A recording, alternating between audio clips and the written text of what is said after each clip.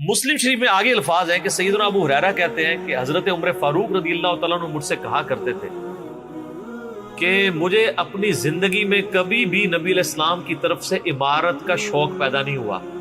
یعنی وہ کہتے تھے میری ایک یعنی زندگی میں جو عمارت والا معاملہ ہے میں اس سے دور ہی بھاگتا ہوں. آپ کو پتہ ہے نا حضرت ابوبکر کا بھی جب یہ مشورہ شروع کیا تو حضرت عمر نے سب سے پہلے کہا کہ جی مجھے تو ہم معافی رکھیں, باقیوں میں سے کوئی مشورہ کر لے, میں جو بھی مسلمان راضی ہو جائیں گے. حضرت ابوبکر نے بھی سب سے مشورہ کیا, حضرت عمر سے نہیں کیا. اور سب سے مشورہ کیا کہ اس کو کر دوں, تو سب نے کہا ٹھیک ہے. جب اناؤنسمنٹ کی تو حضرت عمر نے کہا کہ آپ نے مجھ سے مشورہ, ان کا مجھے پتا تھا تم نے تو ماننا ہی نہیں ہے, بس اب اس کو مسلمانوں کے مشورے کو قبول کرو. تو حضرت عمر کی ایک طبیعت میں ایک عاجزی والا معاملہ تھا, اور آپ دیکھ لیں کہ یہی عاجزی ہے جو ان کو ایمان کی طرف لے آئی ہے. نبی علیہ السلام کی ترمذی میں دعا ہے نا, اے اللہ عمر ابن حشام اور عمر ابن خطاب میں سے ایک کو اسلام کی دولت دے. ابو جہل کو کیوں نہیں ملی؟ میں آپ کو ایک ہی فرق, ایک ہی بندے کی زبانی بتا دیتا ہوں. حضرت عبداللہ ابن مسعود کہتے ہیں, صحیح بخاری میں آتا ہے کہ جب اس مرنے کے قریب تھا, دو بچوں نے اس کو قتل کر کے نیچے گرایا, بھی اس کی رمق باقی تھی, تو میں اس کی جب گردن کاٹنے کے لیے اس کے سینے پہ چڑھا تو مجھے کہنے لگا کہ تم ایک یعنی کم ذات کے آدمی نے ایک بہت بڑی سواری کے اوپر سوار ہوا ہے, اور میری گردن کو نیچے سے کاٹنا تاکہ سردار کی گردن نظر آئے. یہ اکڑ آخری وقت میں بھی نہیں جا رہی ہے, ٹھیک ہے جی. اور دوسری طرف آپ حضرت عمر فاروق رضی اللہ تعالیٰ عنہ کو دیکھیں کہ بلال حبشی کو کہہ رہے ہیں, صحیح بخاری میں حدیث ہے کہ ابو بکر ہمارے سید ہیں جنہوں نے ہمارے سید بلال کو آزاد کروایا. عرب کے بنو عدی کا سردار ایک حبشی کو, یہ آپ امیجن ہی نہیں کر سکتے آج کہ خاندانی وہاں پہ نظام, قریش تو اپنے برابر کسی کو سمجھتے نہیں تھے, سیدنا بلال کیا. اور ایک دفعہ جب ابو جہل پٹائی کر رہا تھا عبداللہ ابن مسعود کی, دھکا مار کے چلا گیا. یہ سب کچھ عمر سیریز میں فلمایا قطر والا. تو وہ اب وہ نیچے گرے پڑے ہوئے ہیں, حضرت عمر وہاں سے گزر ہوتے ہیں, ابھی اسلام نہیں قبول کیا. تو وہ ہاتھ پکڑ کے اسے اٹھاتے ہیں, تو عبداللہ بن مسعود کی زبان سے نکل جاتا ہے کہ واللہ تم ان دونوں میں سے بہتر.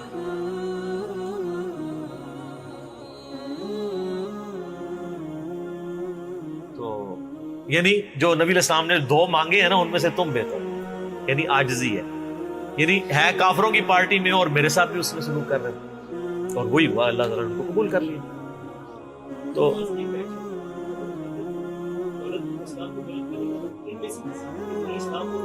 ہاں یہ بھی, یہ دو علیحدہ حدیث ہیں, دو علیحدہ, ترمذی میں دونوں روایتیں. اچھا اب آپ دیکھیں کہ سیدنا عمر فاروق رضی اللہ تعالیٰ عنہ کہتے ہیں, حضرت ابو ہریرہ کہتے ہیں مسلم شریف کی اس حدیث میں کہ حضرت عمر مجھے کہا کرتے تھے مجھے پوری زندگی کبھی عمارت کا شوق نہیں ہوا سوائے اس دن کے کہ جس دن علی کو جھنڈا ملا. مجھے بھی خواہش تھی کہ کاش نبی علیہ السلام مجھے وہ جھنڈا دے. یہ حضرت علی کے لیے بہت بڑی فضیلت ہے اس حوالے سے کہ سیدنا عمر ان پر رشک کرتے تھے. باقی ایک سنن کبریٰ البیہقی میں من گھڑت روایت ہے کہ حضرت عمر کہا کرتے تھے, وہ جو ایک بڑی مشہور بیان کر رہے ہوتے ہیں کہ جی وہ ستاروں کے برابر کس کی نیکی ہیں. حضرت عائشہ نے پوچھا ان کا بھی تیرے باپ کی ہیں, تو حضرت عمر کی ہیں, تو پوچھا کہ میرے باپ کی, ان کا بھی, ان کی تو ایک نیکی جو ہے وہ غار ثور کی سب پہ بھاری ہے. اس حدیث کو شیخ البانی نے, شیخ زبیلی زئی صاحب نے, دونوں نے لکھا ہے یہ موضوع حدیث ہے, وضع کی گئی حدیث ہے, لیکن یہ ہمارے مسلمانوں کے بچے کو یاد ہے. جعلی حدیث ہے, ضعیف نہیں سر, گھڑی ہوئی حدیث ہے. اور جو مسلم شریف کی حدیث تھی وہ ہم نے آگے ایکسپلور کیا کہ حضرت عمر کہتے تھے مجھے علی پر رشک کہ مجھے وہ جھنڈا نہیں ملا اور علی کو ملا. دوسری طرف سیدنا علی بھی سیدنا عمر سے بڑی محبت کرتے ہیں.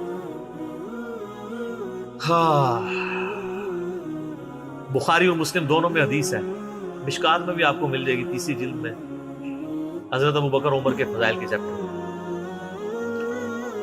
عبداللہ ابن عباس کہتے ہیں کہ سیدنا عمر کی میت رکھی ہوئی تھی اور لوگ ان کی میت پہ رو رہے تھے اور اپنے اپنے انداز میں ان کے اوپر سلام پیش کر رہے تھے کہ آپ کی وجہ سے اللہ نے اسلام کو اتنا عروج دیا, رومن اور پرشین امپائر گر گئی, یرموک اور قادسیہ میں اللہ نے مسلمانوں کو فتوحات دی. اور کہتے ہیں اتنے میں ایک شخص میرے پیچھے آگے کھڑا ہوا, کیونکہ میں بھی میت کے سامنے بیٹھا ہوا تھا, اس نے میرے کندھے کے اوپر آ کے یوں کونی رکھ لی اور اس نے سیدنا عمر کی میت کو مخاطب کر کے کہا کہ اللہ تجھ پہ رحم کرے اے عمر ابن خطاب،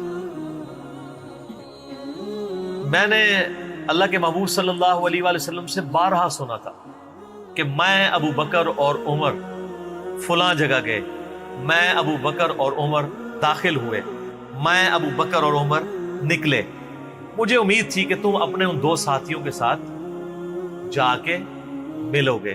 کون سے دو ساتھی؟ سیدنا ابو بکر اور سیدنا محمد رسول اللہ صلی اللہ علیہ وآلہ وسلم۔ اور اللہ کی قسم اس روئے ارض پہ تم وہ شخص تھے کہ مجھے خواہش ہے کہ میں تمہارے اعمال کے ساتھ اللہ کے حضور پیش ہوں۔ ظاہر ہے اتنا بڑا عروج سر، انسانی تاریخ کا سب سے بڑا ریولوشن نبی علیہ السلام کا، اس کی ایپیکس سیدنا عمر کے دور میں ہوئی ہے، اور یہ اللہ کا معجزہ ہے۔ نبی علیہ السلام کی مبارک زندگی میں انقلاب آتا نا تو اس طرح کے تو بہت لیڈر پہلے بھی آئے تھے جنہوں نے اپنی زندگیوں میں انقلاب لے کے آئے تھے۔ یہ معجزہ یہ تھا کہ وہ شخص دنیا سے چلا گیا، ہزاروں اس کے ماننے والے مرتد ہو گئے عرب قبائل، اور چند مخلص ساتھی ساتھ ہیں، اس کے باوجود اللہ نے رومن اور پرشین امپائر الٹوا دیے۔ کتنا بڑا معجزہ ہے۔ اگر نبی علیہ السلام اپنی مبارک زندگی میں کر جاتے، وہ تو سکندر اعظم بھی کر گیا، بعد میں چنگیز خان نے بھی کیا، بڑے بڑے لیڈر آئے۔ یہ ڈفرنس، ایک یہ ڈفرنس، اور دوسرا ڈفرنس یہ کہ نبی علیہ السلام نے اپنی وفات کے بعد 10 سال بعد، 20 سال بعد، 30 سال بعد، 50 سال بعد، ایون 500 1000 سال بعد ہونے والے واقعات کو بھی بیان فرما دیا کہ یہ ہوگا۔ آج تو ہم تاریخ میں دیکھ سکتے ہیں کہ وہ سب کچھ ہوا ہے۔ اگر آپ کو شوق ہو تو دلائل النبوہ امام بیہقی کی کتاب ہے، 3500 حدیث پہ، 5ویں صدی ہجری میں لکھی گئی ہے۔ اس میں 500 سال میں جو نبی علیہ السلام کی پروفیسیز پوری ہوئی ہیں نا، من و عن اسی طریقے سے موجود ہے۔ بخاری مسلم میں جو حدیثیں ہیں تاتاریوں سے جنگوں والی، وہ اس وقت تک نہیں ہوئی تھی، حدیثیں تو پہلے سے موجود تھی۔ آج تو ہم ان کو بھی درست مان رہے ہیں، ٹھیک ہے۔ نبی علیہ السلام نے پریڈکشن کی تھی کہ ان قریب کیسر روم ختم ہوگا، قیامت تک کوئی کیسر نہیں ہوگا، بخاری مسلم کی حدیث ہے، اور دیکھ لیں قیامت تک کوئی کیسر نہیں ہوا۔ ان قریب پرشین امپائر ختم ہوگی اور قیامت تک کوئی کسرا نہیں ہوگا۔ آج دیکھ لیں 1400 سال ہو گئے ہیں سر۔ یہ اسی طریقے سے ہے کہ میں کہوں کہ ان قریب امریکہ اور رشیا ختم ہو جائیں گے ود ان فیو ایئرس، اور قیامت تک کبھی ان کو پاورز نہیں ملیں گی جو کہ ابھی پاور ہیں اور جن کی صدیوں سے چل رہی ہیں، اور وہ پھر پاور بھی ان لوگوں کے ہاتھوں ہوئی ہے کہ جن کے پاس اسلحہ بھی نہیں تھا ان کے سے لڑنے کے لیے، مین پاور بھی نہیں تھی ان کے لیول کی، الٹوا دی اللہ تعالیٰ نے۔ تو سیدنا علی نے کہا کہ یعنی ابن عباس کہتے ہیں کہ حضرت عمر فاروق رضی اللہ تعالیٰ عنہ کی میت پہ یعنی یہ کلام وہ جو شخص میرے یعنی کندھے پہ کونی رکھ کے کر رہا تھا نا، تو میں نے جب اس کو مڑ کے دیکھا تو وہ علی بن ابی طالب تھے جو سیدنا عمر کے بارے میں یہ کلمات کہتے تھے۔ تو یعنی ان لوگوں کی للہ یہ تھی کہ وہ تعریف کیا کرتے تھے، کوئی آر محسوس نہیں کیا کرتے۔ اور آپ دیکھیں سیدنا عمر کی بھی کتنی محبت تھی سیدنا علی سے کہ جب کبھی بھی فارن ٹور پہ جاتے تھے اپنی جگہ حضرت علی کو خلیفہ بنا کے جاتے تھے، کیونکہ نبی علیہ السلام جب تبوک پہ گئے تھے تو سیدنا علی کو چھوڑ کے گئے تھے۔ بخاری مسلم میں آتا ہے حضرت علی رو پڑے، پہلا اور آخری موقع تھا کہ جنگ میں نہیں گئے، تو فرمایا تم اس پہ راضی نہیں ہو، تمہاری میرے ساتھ وہی نسبت ہے جو ہارون کی موسیٰ کے ساتھ، مگر میرے بعد کوئی نبی نہیں۔ تو حضرت عمر اس سنت پہ عمل کرتے تھے۔ جب بھی وہ جاتے تھے، جب بیت المقدس فتح ہوا، چابیوں کے لیے انہوں نے بلایا، سیدنا علی کو اپنی جگہ چھوڑ کے گئے، اس سنت پہ عمل کیا کرتے۔ اور یہ بات شیعہ کے ہاں بھی ملتی ہے۔ میری ایک شیعہ عالم کے ساتھ ایک دفعہ بحث ہوئی 2011-12 کی بات ہے، تو مجھے کہنے لگے کہ حضرت عمر جو ہے نا حضرت علی کو خلیفہ بنانے میں مخلص نہیں تھے، اسی لیے انہوں نے 6 رکنی کمیٹی بنائی، ان کو چاہیے تھا ڈائریکٹ حضرت عمر حضرت علی کو نامزد کرتے۔ تو میں نے کہا اس کے پیچھے ریزن کیا ہے، وہ تو حضرت عمر نے خود بتائی ہے، بخاری مسلم دونوں میں حدیث ہے۔ ابن عمر کہتے ہیں جب حضرت عمر کو زخم لگا اور اب ہمیں یقین ہو گیا کہ وہ جانور نہیں ہوں گے، کھاتے تھے تو انتڑیاں کٹ چکی تھی، یہیں سے وہ سب کچھ نکل جاتا تھا، تو ہم نے عرض کیا کہ اپنا خلیفہ کسی کو نامزد کر دیں۔ تو انہوں نے کہا اگر میں اپنا خلیفہ کسی کو نامزد کرتا ہوں تو میں اس کی سنت پہ عمل کرتا ہوں جو مجھ سے بہتر ہے، ابو بکر، اور اگر میں نہیں کرتا تو میں اس کی سنت پہ عمل کروں گا جو ان سے بھی بہتر ہے، یعنی رسول اللہ صلی اللہ علیہ وسلم۔ ابن عمر کہتے ہیں جب میں نے حضرت عمر کی یہ بات سنی نا تو مجھے سمجھ آ گئی کہ اب حضرت عمر کسی کو نہیں بنائیں گے، کیونکہ وہ ہمیشہ ہر معاملے میں نبی علیہ السلام کی سنت کو پرائورٹی دیتے تھے. اور وہی ہوا کہ انہوں نے کہا کہ میں 6 رکنی کمیٹی بنا رہا ہوں. بخاری کے اور مسلم کے الفاظ ہیں کہ میں اپنے بعد اس امر خلافت میں ان 6 بندوں سے زیادہ کسی کو اہل نہیں سمجھتا جن سے رسول اللہ صلی اللہ علیہ وآلہ وسلم اپنی وفات تک راضی رہے. اور فرمایا علی، عثمان، طلحہ، زبیر، عبد الرحمن بن عوف، سعد بن ابی وقاص. اچھا، یہ کون ہے؟ عشرہ مبشرہ ہیں. عشرہ مبشرہ میں سے یہ 6 بندے باقی تھے اور ایک 7واں بھی تھا. اس کا نام اس لیے لیا کہ ان کا بہنوئی تھا، سعید ابن زید. وہ تو معاویہ کے دور میں جا کے فوت ہوئے ہیں نا. سعید ابن زید تو بہت بعد میں فوت ہوئے. اور اسی بخاری میں الفاظ ہیں کہ عبداللہ بن عمر کو مشورے میں ضرور شامل کرنا لیکن اس کو کوئی خلیفہ نہ چنے. اور کہا کہ سعد ابن ابی وقاص پہ اگر تم متفق ہو جاؤ تو اسے خلیفہ چن لینا، اور میری اس بات کو دلیل نہ بنانا کہ میں نے اسے معزول کیا تھا پرشین امپائر کی گورنری سے.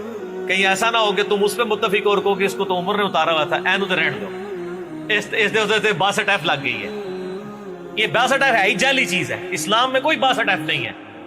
اسلام میں یہ نہیں ہے کہ آپ کو مطلب موت کے غرغرے تک توبہ قبول ہے. آپ ایک بندے کے ساتھ معاملہ ہو جاتا ہے اور وہ توبہ طائب ہو جاتا ہے تو بس ٹھیک ہے. وہ تا حیات نائل کوئی نہیں ہوتا. اسلام میں کوئی تا حیات نہیں ہے. اللہ تعالیٰ کے ساتھ گستاخی کرنے والے کے لیے بھی جامعہ ترمذی میں حدیث ہے کہ موت کے غرغرے تک جو ہے وہ توبہ کا دروازہ کھلا ہوا ہے، موت کے غرغرے سے پہلے. تو 62 ایف نہ لگا دینا اس پہ. وہ ایک معاملہ تھا، وہ حضرت عمر کسی کو 4 سال زیادہ گورنر رہنے نہیں دیتے تھے، انہوں نے ان کو ہٹا دیا. تو یعنی ان لوگوں کی یہ للہیت ہوا کرتی. تو میں نے اس کو کہا کہ دیکھو کہ یہ وجہ تھی کہ انہوں نے نبی الاسلام کی سنت پہ عمل کیا کہ میں ان 6 بندوں سے نبی الاسلام راضی تھے، میں اس کمیٹی بناؤں گا. میں اور اس میں الفاظ ہیں بخاری مسلم میں کہ میں زندگی بھر تمہارا بوجھ اٹھاتا رہا، اپنے مرنے کے بعد تمہارا بوجھ نہیں اٹھاؤں گا، تم خود اپنا خلیفہ چن لینا ان 6 میں سے. یعنی میں کسی کو نامینیٹ نہیں کروں گا. دوسرا، میں نے اس شیعہ عالم سے یہ بات کی کہ حضرت عمر اتنے بڑے رسک کے اوپر تھے کہ جس نے پوری دنیا کو الٹ دیا ہے اور وہ چند بندے لے کے رومن اور پرشین امپائر کا وزٹ کر رہا ہے. کوئی بھی قافلہ ان پہ حملہ کر کے ان کو شہید کر سکتا تھا. اور اگر خدا نہ خواستہ اس دوران وہ شہید ہو جاتے تو حضرت علی آٹومیٹکلی خلیفہ ہوتے کیونکہ ان کو چھوڑ کے گئے ہوئے تھے. یہ ان کا اخلاص تھا. پھر سیدنا عمر نے حضرت علی کو چیف جسٹس لگایا ہوا تھا حجاز کا. چیف جسٹس آج کل نہیں سنبھالا جا رہا، اور اس زمانے میں جب اسلام کا دور دورہ ہو، عدل کا نظام ہو، اور تینوں جو زہد کے امام تھے نا، حضرت عمر نے ان کو چیف جسٹس لگایا تھا. رومن امپائر گری، اصحاب صفہ میں سے ابو درداء کو لگایا، سب سے غریب ترین صحابی. یہ ان کا کرائٹیریا تھا. ابو سفیان، بڑے بڑے لوگ جو اینڈ پہ مسلمان ہوئے، یہ لائنیں بنا کے کھڑے رہتے تھے. حضرت عمر ان کو نہیں ملتے تھے جب تک باقیوں سے فارغ نہ ہو جائے. وہ کہتے تھے ہم سردار. ان کا نہیں، تم اسلام میں بعد میں آئے ہو. اور وہ مہاجرین کے وظیفے اور اصحاب بدر کے وظیفے انہوں نے باقیوں سے ڈبل لگائے ہوئے تھے کہ انہوں نے برے وقت میں اسلام کا ساتھ. اور پرشین امپائر گری، عبداللہ ابن مسعود، زہد ترین صحابی، زہد کے امام، ان کو وہاں پہ چیف جسٹس لگایا. اور حجاز کے اندر سیدنا علی کو لگایا. اور اس سے بھی بڑھ کے سیدنا علی ابن ابی طالب کی ایک بیٹی ہے ام کلثوم، سیدہ فاطمہ سے ان کا رشتہ مانگا سیدنا عمر کہ میرا اہل بیت رسول کے ساتھ رشتہ بنا. صحیح بخاری میں بھی اس کا ذکر اشارتاً موجود ہے ام کلثوم کا. شیعہ اور سنی دونوں کے ہاں ان کی کتابیں تو مانتی ہیں، بابے نہ مانے تو علیحدہ بات ہے. کتابوں میں موجود ہے کہ سیدنا عمر فاروق کی بیوی تھی ام کلثوم، اور سلام اللہ علیہا. اس کی وجہ سے یعنی انہوں نے ایک فخر محسوس کیا کہ میرا اہل بیت کے ساتھ ایک رشتہ داری والا معاملہ ہوتا ہے. تو سیدنا عمر اس طرح کے معاملات کے اندر اہل بیت کے ساتھ بہت حسن سلوک والا معاملہ کیا کرتے تھے. اگرچہ ان کی طبیعت میں سختی ضرور تھی لیکن جو دین کے معاملے میں تھی وہ ساری سختی اپنی ذات کے معاملے میں نہیں ہوا کرتی.